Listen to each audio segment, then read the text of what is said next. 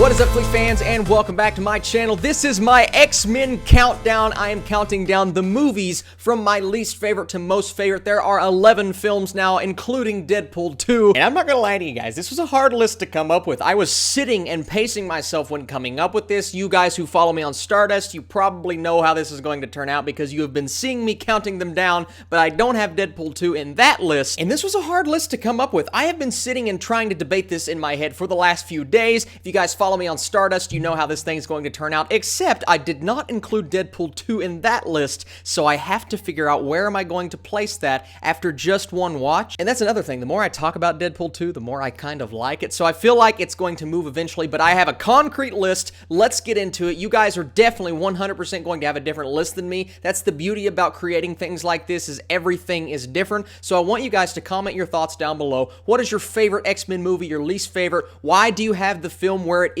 And put those things in the comment section down below. I'll be featuring some of my favorite comments on this video. In a future video, I'm bringing back Comment Spotlight, and I'm really excited for that.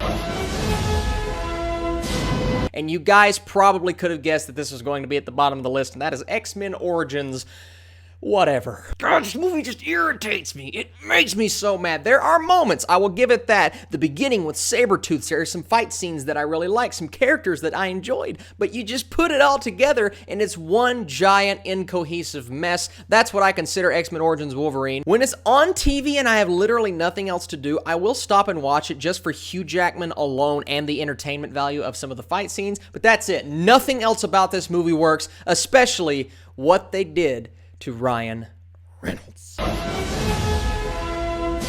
Next up is X-Men The Last Stand. This film has moments, it really does. There are things that I really like, and then there are things that I really dislike. That's why I give it the score that I did, because I can't really put my thoughts on one side over my thoughts on the other. It's really just completely and utterly uneven. Just dumb choices made by Brett Ratner. Why is Magneto's hideout in a forest? Why is this character doing this? Why do you focus so much on this mutant that we don't really care about? I love Kelsey Grammer as Beast, and I think the fight scene at the end is fun, but you took the Phoenix Saga in the comics and you just kind of tore it apart and didn't really do it justice. I buy the relationship between Logan and Jean. I just don't buy anything else about the movie, and you got rid of Cyclops and Professor X way too fast. There are just so many things that I dislike about this. It's why it's this low on my list.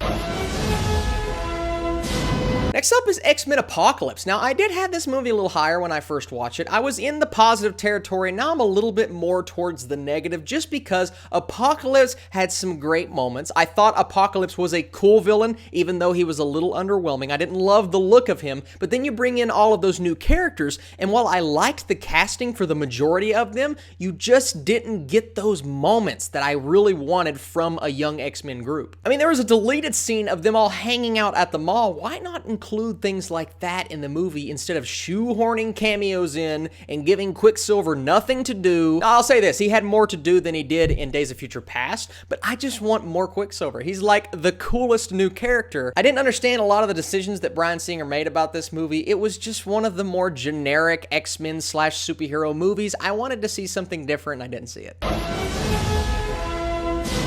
And then we have the Wolverine. Now, I'm a huge fan of this character, and honestly, I'm a big fan of the first 2/3 of this movie, but that last third with Viper and what they did with the samurai, they just took it into cartoonish, comic booky territory, and they never managed to pull themselves out of that, and honestly, it was really sad and disheartening because, like I said, the first 2/3 of this movie were really entertaining. It's what Wolverine should have been. The scene when the nuclear blast goes off and Wolverine is shielding the guy, it was absolutely incredible, and I wish the rest of the movie was like that. Now, a lot of it was really cool. Hugh Jackman was awesome. It was everything you do with Wolverine not being R-rated. Check out the R-rated cut, but that last act, it just took it in a direction that I did not want it to go in, and it kind of soured the experience.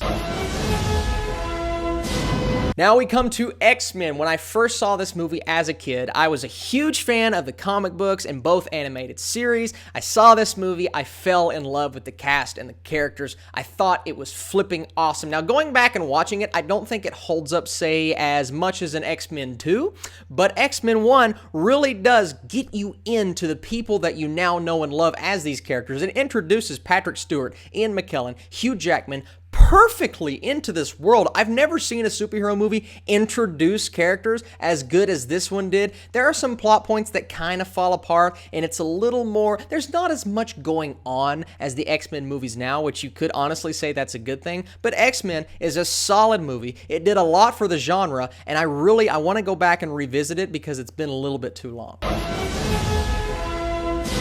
X-Men First Class is a really refreshing film. Even going back and watching it today, it's just so different. It's a little bit of a coming-of-age story with Professor X and Magneto and the young X-Men, and even Raven. You get to see their start, their middle, and where they end up at the end of this film was really, like I said, refreshing. It was cool. They introduced a brand new cast of characters, taking over people that we know and love, and managed to do it justice. Michael Fassbender and James McAvoy really do suit these characters so well, and even that young cast, all the way down to a character like Havoc, was just so entertaining. Now, there are some weird choices made in this movie, some characters that take an odd turn. Not everything about First Class works, but I think the majority does, and that's why I just really dig this film, and I think it's a great movie. Now, while I think this movie is not as strong and cohesive as a film as X-Men First Class, I just had so much fun watching Deadpool 2 that I have to put it at this spot on my list. And that's the thing, last night, I don't think I would have put it at 5. I would have put it at 6, but the more I think about the elements that really worked with this movie, the more I really enjoyed it, and I actually think my score has gone up just a tad bit. I'm more at the 80% range than I am a 78 now. And for my feelings to be concrete, I need to go back and watch it again and again and see how it holds with the rewatchability factor, but I do have a feeling it's going to continue to grow on me. Like I said, I don't think it's as well paced as the first Deadpool, but it does some things just very different than what I expected. It goes a different route, and I really enjoyed that, and the more I think about these character interactions, the jokes, I've preached on it already, guys. You don't need to hear it anymore, but Deadpool 2 is really just a great sequel, and I can't wait to watch it again.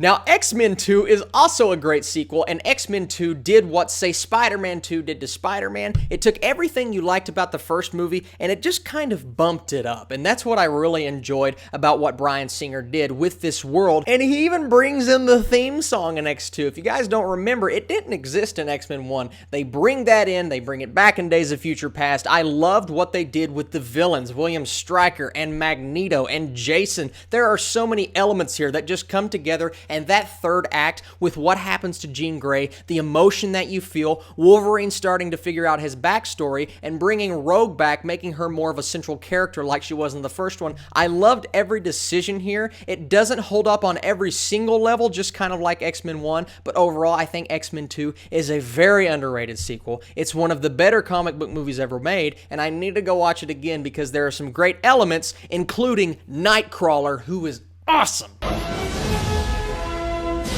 Number 3 is the one that started it all, and I'm not talking about X-Men, the one that started it all in terms of the R-rated movie craze, and bringing in that crazy sense of humor, that is Deadpool. Ryan Reynolds embodies this character. He does everything right in this film, and I think this movie is just so dang rewatchable in terms of the humor. It flows super well. The storytelling aspect is what I really love about this movie. When you start getting into how he flashes back to certain scenes, he's doing the narration, it works because he's breaking the fourth wall. It wasn't too much, it wasn't too little, it was the perfect amount, and what they do with the characters here is really what makes Deadpool a great origin story and something special.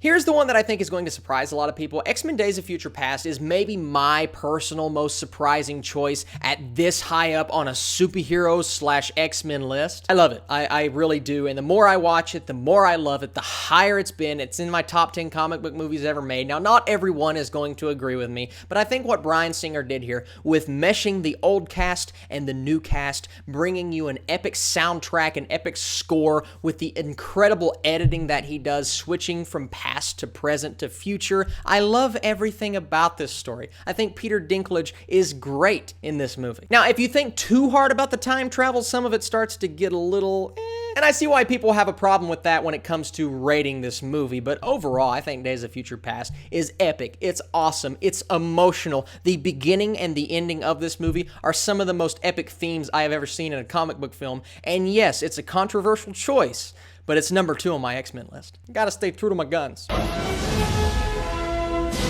You guys knew it was coming. Here it is, the most obvious choice I have ever made in a countdown, and that is Batman and Robin at number 1. I'm just kidding.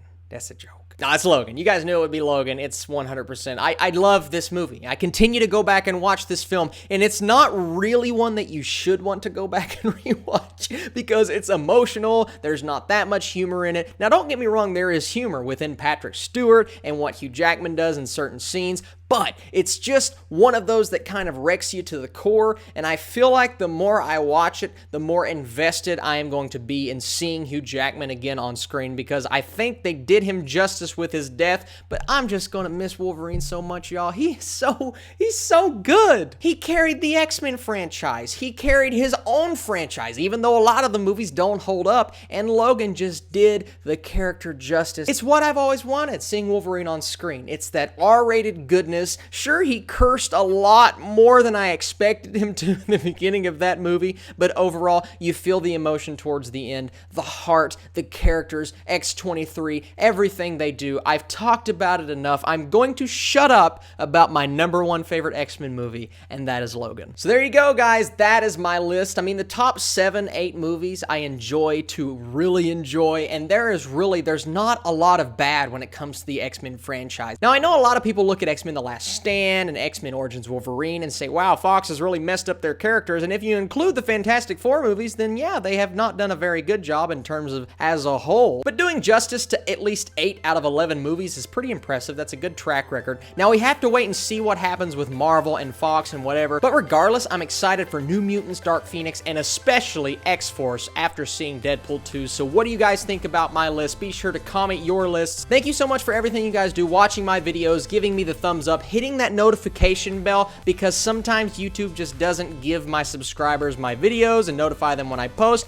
but if you hit that little bell in the corner, then you will know when I post a vid. Not that you have to watch every one of them, I'm just saying, you guys are the absolute best, and I will see you tomorrow on Pop Xcast when I'm doing a full-on, in-depth Deadpool talk. We're talking comic books, we're talking cameos, we're talking everything. That's right, I do have a podcast with my cousin Joseph, and it is absolutely awesome. I will catch you guys later.